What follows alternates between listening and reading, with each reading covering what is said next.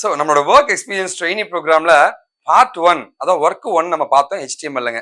இப்போ நம்ம பார்க்கறது ஒர்க் 2ங்க. அதாவதுங்க லைக் ஸ்டெப் பை ஸ்டெப்பா நம்ம என்ன பண்றோம்னா ஒரு வெப்சைட்டே வந்து நீங்க எனக்கு தயாரிச்சு கொடுக்க போறீங்க. அதுக்கான டாஸ்க் தான் நம்ம பார்த்துட்டு இருக்கோங்க. கண்டிப்பா வந்து லைக் ஸ்டெப் பை ஸ்டெப்பா நீங்க லேர்ன் பண்ணிட்டே இருங்க. ஒர்க் பண்ணுங்க. நம்ம கம்பெனிக்கு ஒரு சூப்பர் ப்ராஜெக்ட் நீங்க பண்ணி தர போறீங்க. எங்களுக்கான ஒர்க்கை நீங்க முடிச்சு கொடுக்கும்போது உங்களுக்கு நிறைய பெனிஃபிட்டும் காத்துட்டு இருக்கும். என்னெல்லாம் பெனிஃபிட்னா நம்ம கம்பெனில ஒர்க் பண்ண எக்ஸ்பீரியன்ஸ் உங்களுக்கு கிடைச்சிருதுங்க.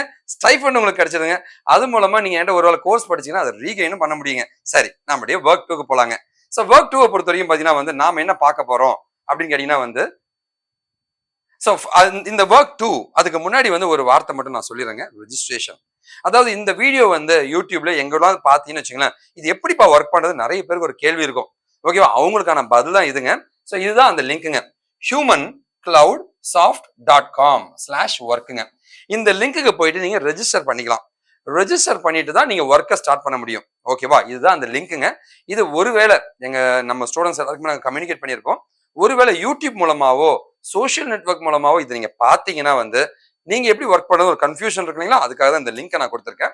ஸோ humancloudsoft.com/workங்க. இதுல தான் போய் நீங்க ரெஜிஸ்ட்ரேஷன் பண்ணிக்கணும். நம்ம கம்பெனிக்கு ஒர்க் பண்ண முடியுங்க. சரி, ஓகே.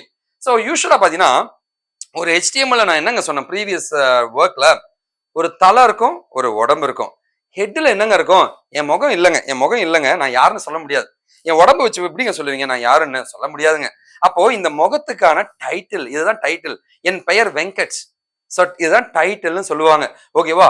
ஒரு வெப்சைட் இருக்கு அப்படின்னா வந்து இந்த இடத்துல தான் வந்து அந்த டைட்டில் இருக்கும். அந்த டைட்டில் இருக்குங்க. ஓகே, ஒரு வெப்சைட்டுக்கான டைட்டில் இந்த இடத்துல தான் உங்களுக்கு டிஸ்பிளே ஆகுதுங்க. ஓகேவா? ஸோ ஒரு டைட்டில் வந்து லைக் நார்மலா பாத்தீங்கன்னா வந்து ஒரு ஒரு கூகுள் குரோம் இருக்குங்க. இதுல நிறைய டேப் இருக்குங்க.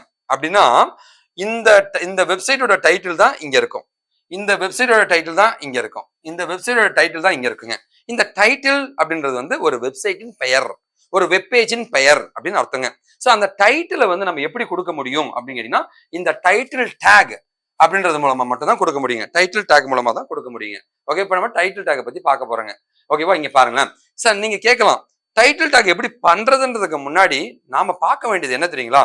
டைட்டில் டேக் முன்னாடி பாத்தீங்கன்னா வந்து கூகுள்ல இந்த டைட்டில் டேக் எப்படி தெரியும் அப்படின்னு கேட்டீங்கன்னா கூகுள்ல போய் நம்ம ஏதாவது ஒன்று தேடணும்னு வச்சுக்கலாம். இந்த ஃபர்ஸ்ட் லைன்ல வருது இல்லையா, இதுதான் டைட்டில் டேக்ங்க. இதெல்லாம் என்ன சார்னா டிஸ்கிரிப்ஷன் டேக்னு சொல்லுவாங்க. கூகுள் என்ன சொல்றாங்கன்னா இந்த டைட்டில் டேக்கோட லென்த் வந்து 60 கேரக்டர் வரைக்கும் இருக்கலான்றாங்க.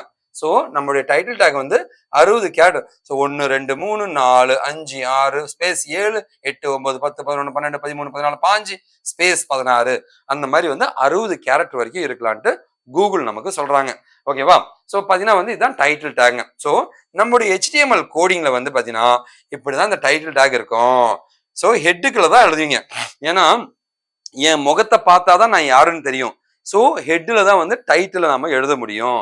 அந்த டைட்டில் டேக் எழுதுதான் தான் டைட்டில்/டைட்டில். ஒரு கம்பெனியோட நேம் என்ன? எங்க கம்பெனி பேர் காஷிவ் இன்ஃபோடெக்ங்க. ஸோ காஷிவ் இன்ஃபோடெக்னு கொடுத்துட்டேன், ஐஃபன் கோர்ஸ்னு கொடுத்துட்டேங்க. ஓகேவா? ஐஃபன் கோர்ஸ்னு கொடுத்துட்டேங்க. ஸோ என்ன கம்பெனி, அவர்களின் தொழில் என்ன, இதை தெளிவாக கொடுப்பது தான் வந்து உங்களுடைய டைட்டில் டேக் அப்படின்னு சொல்லுவாங்க. எந்த கம்பெனின்னு சொன்னா போதும், இல்லை எந்த கம்பெனி அவங்க தொழில் என்னன்னு நம்ம சொல்லலாங்க. ஓகே, இதெல்லாம் கூகுள்ல அழகா வருங்க மேல.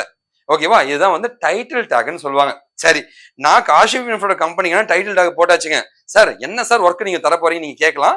உங்க ஒர்க் என்ன அப்படின்னு கேட்டீங்கன்னா வந்து உங்களுடைய ஒர்க் என்ன அப்படின்னா நாம என்ன ஒர்க் கொடுக்க போறோம்னா நம்மளுடைய ஒர்க் ப்ரோக்ராம் என்ன அப்படின்னு கேட்டீங்கன்னா வந்து employee work program question for today right title tag for our company விக்கிடெக்கி. நீங்க என்ன பண்ணணும்னா இந்த டைட்டில் டேக்ல பாத்தீங்கன்னா விக்கிடெக்கி ஐஃபன் ஆன்லைன் டியூட்டோரியல்ஸ் அப்படின்ட்டு இதுல இருந்து இது வரைக்கும் போட்டு இந்த டைட்டில் டேக் எல்லாம் போட்டு நீங்க எங்களுக்கு கம்பெனி கொடுக்கணும். விக்கிடெக்கின்றது என்ன? என்னுடைய இன்னொரு கம்பெனிங்க, என்னோட ஆல்டர்னேட்டிவ் ஆன்லைன் டியூட்டோரியல்ஸ் கம்பெனிங்க. அந்த கம்பெனிக்கு நீங்க இப்போ ஒர்க் பண்ண போறீங்க எனக்கு. ஓகேவா? அந்த வெப்சைட்ல நான் தயாரிக்கணும் இல்லையா, அந்த வெப்சைட் தயாரிக்கிறதுக்கு நீங்க எனக்கு உதவ போறீங்க. இதான் உங்களுக்கு கொடுக்க ஒரு சின்ன பீஸ் ஆஃப் ஒர்க்குங்க. நீங்க என்ன பண்ணணும்னா வந்து இந்த டைட்டில்/டைட்டில் இருக்கு இல்லையா, இந்த இடத்துல இந்த விக்கிடெக்கியை வந்து கம்பெனி பேர்ல போட்டணும்.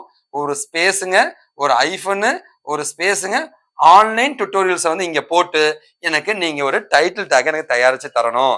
இதுதான் நான் இன்னைக்கு உங்களுக்கு கொடுக்குற ஒர்க்குங்க. கண்டிப்பா பண்ணிடுங்க.